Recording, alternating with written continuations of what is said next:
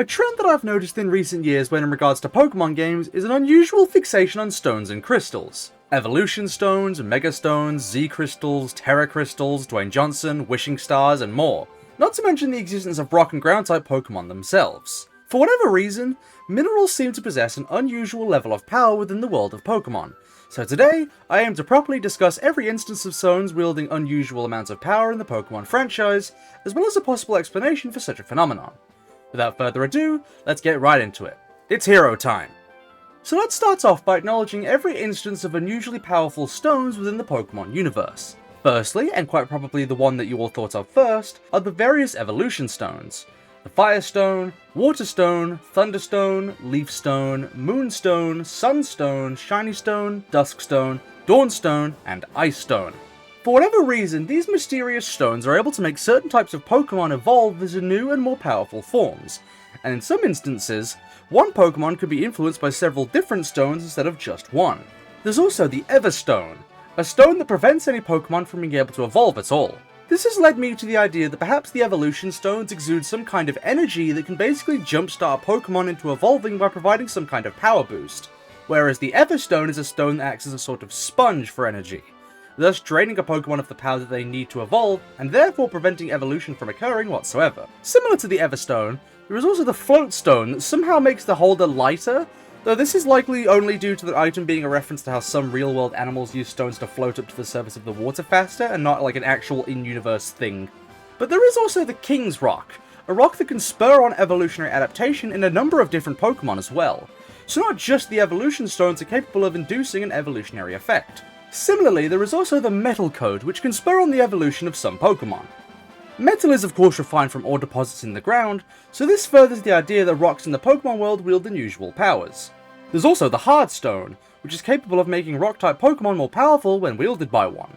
Speaking of which, rock-type Pokemon as a whole. Most rock-type Pokemon are literally living rocks, and the fact that they are somehow separate from ground types despite having a number of the same design traits, weaknesses, super effectivenesses, if that's a word, and environmental origins leads me to believe that this designation is significant.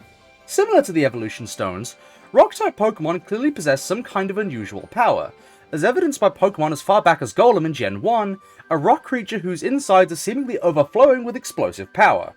There are also rock-type Pokemon like Carbink and Diancie, who are reminiscent of Geodes thanks to their crystalline growths.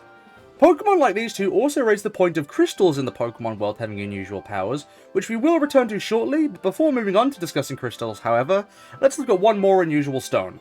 There's also the Odd Key Stone, a type of stone notable for its ability to trap over 100 separate souls within it and amass them into a new being entirely, Spiritomb. As evidenced by the Odd Key Stone, rocks in this world can do far more than just help or hinder the powers of Pokemon, but can seemingly affect people as well. I want us to take a brief moment to discuss the various forms of technology throughout the Pokemon world, because in the world of Pokemon there exists teleportation technology, advanced medical devices, fossil revival technology, advanced DNA splicing, pocket space technology, and probably more that I can't even think of off the top of my head. The Pokemon world is incredibly advanced, but something that any advanced society would have to tackle sooner or later would be the issue of power sources. After all, it's kind of hard to keep making better and better technology if nothing strong enough or sustainable enough exists to power it. That's where crystals come in. Crystals. Of course. As evidenced by the fact that stones of various kinds in the Pokemon world wield unusual powers, such as the giant floating crystals in Unova's charged stone caves that emit seemingly constant electrical output, there are seemingly near infinite power sources for the people of the Pokemon world to harness, which could potentially explain how they're able to power all of the advanced technologies that we see throughout the various regions without any kind of mechanical strain whatsoever. Further evidence of crystals being used as a power source in Pokemon comes from the Pokemon Sword and Shield, with Chairman Rose attempting to siphon power from Eternatus in order to power the Galar region. Eternatus' Pokédex entries state that it draws power from the earth around it, further implying that the rocks and stones of the Pokemon world possess some kind of supernatural energy that can be drawn on for the sake of power sources. And seeing as Chairman Rose knew about this kind of power source, it would stand to reason that crystal power technology would be something commonly heard of within the Pokemon universe, especially when there are literal examples in the story of Chairman Rose building factories to mine the various crystals in the Galar mines in order to collect them for use as power sources. Based on their similar coloration, the fact that they both come from space, the fact that they are both linked to the Dynamax phenomenon, and the fact that they both emit red energy, it is safe to assume that the wishing stars that fall from the sky are fragments of Eternatus, and with how much power just one of these little fragments can provide, it's no surprise that Chairman Rose would want to get his hands on the main body with how much potential power it could output in order to fuel the Galar region for future generations. I bring all of this talk of crystals and power sources up because it brings me to my next point of discussion, the ultimate weapon. We know that this was built in the Kalos region, and that the phenomenon of megastones began sometime after the ultimate weapon was originally fired. With how much energy crystals have been shown to wield in the Pokemon universe, and with how much energy one would need in order to power this absolute gigantic weapon of destruction, it is more than likely that crystals were used as the power source for the ultimate weapon, which lines up when considering just how many places in Kalos are home to crystals and or crystalline Pokemon.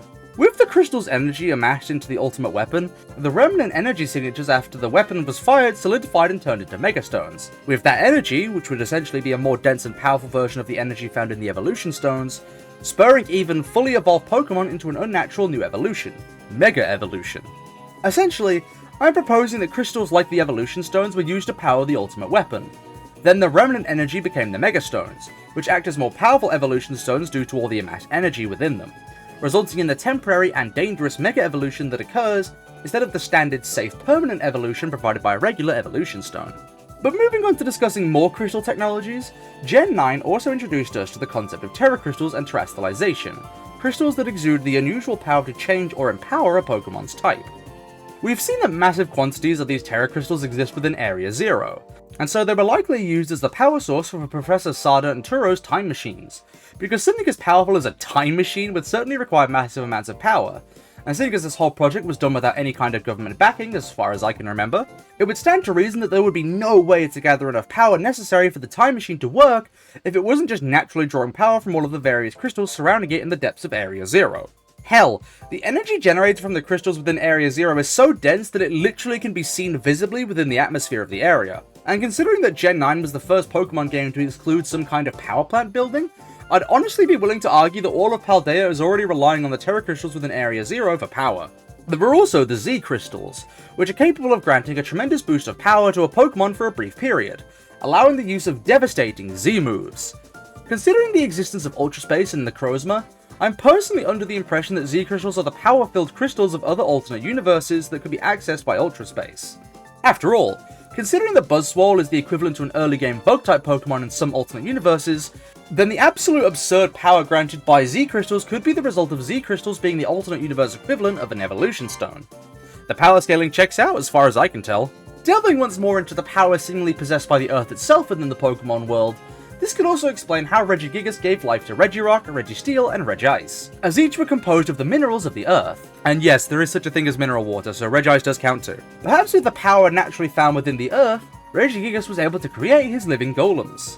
Regieleki could be explained as being created from something perhaps similar to the Charge Stones of the Charge Stone Cave, which would also explain the blue bands on the Pokemon, perhaps? Regidrago is also confirmed to be made of crystallized energy, so that means that both of the additional golems also fit into this potential theory. Even Dialga and Palkia's origin forms are achieved by interacting with stones that are crystallizations of their original power. So rocks and crystals are capable of containing enough energy to even influence the forms of legendary Pokemon as well. Not to mention the fact that those two Pokemon literally have stones in their bodies, as does their creator and the creator of the Pokemon world as a whole, Arceus. This could well be the source of the immense power held by these legendary Pokemon in the first place.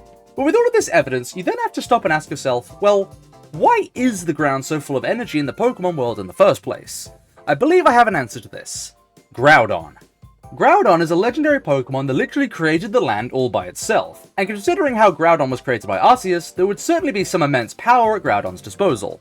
With the ground created by Groudon coursing with all of Groudon and Arceus' combined power, it's no surprise that such energy can be felt and channeled even in the modern day by people and Pokemon alike. There's also the fact that even Groudon is capable of wielding a crystal orb in order to draw out the full power of its primal form. And seeing as Groudon itself created the ground and therefore the crystals that grew within and from it, it makes sense that one of these crystals, literally created from Groudon's crystallized power, would be able to revert Groudon back to its primal form by granting it the powerful energy that it once wielded before it was expended on creating the Earth. And if all of this evidence wasn't already enough for us to see this theory as at least somewhat plausible, there's also the fact that Pokemon Crystal exists, so clearly Game Freak has crystals on the mind. Okay, that last bit of evidence was a joke, but who knows, maybe that does actually tie in somehow. But with all that said, that's about all I have to say with this video. Please feel free to leave your thoughts and theories in the comments below, please like and subscribe if you enjoyed, and with that, let's move into our usual post-video rituals. So, first of all, big shout out to our channel's Thunder Beasts. Riverjoy, Hearn_, Minimal Muir, Victor Matusik, Charlescream AA, and Plasma6. Now let's move into last video's poll, where I asked you guys which My Hero Academia Pro hero you would most want to be a psychic for out of Selkie, Gunhead, Ryukyu, and Mirko. So, with 543 total votes, Selkie got 9% of the total votes, Gunhead got 19% of the total votes, and the women, unsurprisingly, got more of the votes because we My Hero Academia fans are simps through and through, with Ryukyu getting 22% of the total votes and Mirko coming out on top with a massive 49% control over the total votes. I never had a doubt that she would win. Speaking of which, I would most want to be a psychic for Mirko, because I mean, come on. Come on. You know why. So now let's give a big shout out to everyone who correctly guessed that my answer was Mirko. So, big shout out to NJ3344, Gappy1704, and Smallbean2263. Congratulations on guessing it correctly, guys! Now let's finish things off by moving into this video's poll. This time, I'm going to be asking you guys which Pokemon game was your favourite out of the following options: Diamond and Pearl, Black and White, X and Y, or Sun and Moon. Leave a comment below or on the poll guessing which one was my favourite for a chance to get a shout out in my next discussion video, and with that, I'll be seeing you all next time. Adios, fellow heroes.